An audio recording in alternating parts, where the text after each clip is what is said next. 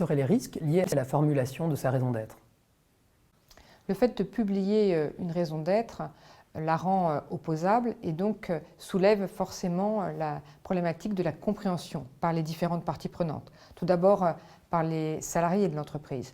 Est-ce qu'ils comprennent cette raison d'être et est-ce qu'ils adhèrent à cette raison d'être et la traduisent, ils sont capables de la traduire concrètement dans leur activité au quotidien? Ça, c'est le premier sujet, donc un problème de compréhension interne. Le deuxième sujet, c'est la compréhension par les clients à l'extérieur ou les personnes susceptibles d'avoir recours au service de l'entreprise à travers des appels d'offres. Est-ce qu'ils comprennent cette raison d'être comme un plus pour eux?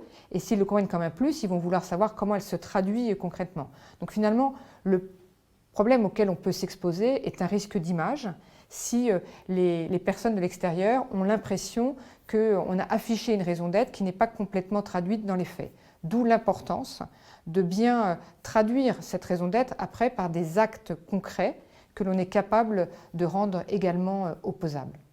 Quand on décide de publier sa raison d'être, notamment dans ses statuts, forcément on s'expose. On s'expose et il y a inévitablement une question de compréhension et de clarté de cette raison d'être. Les premières personnes qui sont visées par la raison d'être, souvent, sont en interne.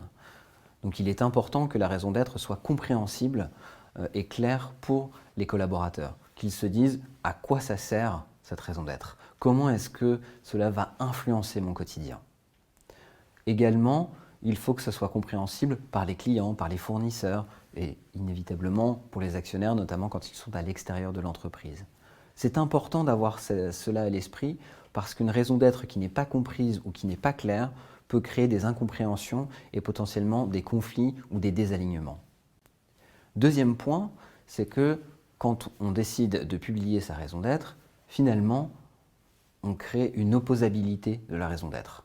En des termes un peu moins juridiques, ça signifie qu'on s'engage vis-à-vis de la société et à commencer par ses parties prenantes, encore une fois, ses collaborateurs, ses clients, ses partenaires et ses actionnaires.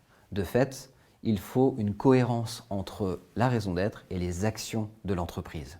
Sinon, on peut se faire rattraper et cela peut créer un risque d'image et un risque de réputation pour l'entreprise. Et un dernier point qui est essentiel, c'est qu'on parle souvent de risque à publier sa raison d'être dans ses statuts, mais il peut également y avoir des avantages. L'avantage le plus fort, c'est de protéger le dirigeant de l'entreprise. Pourquoi?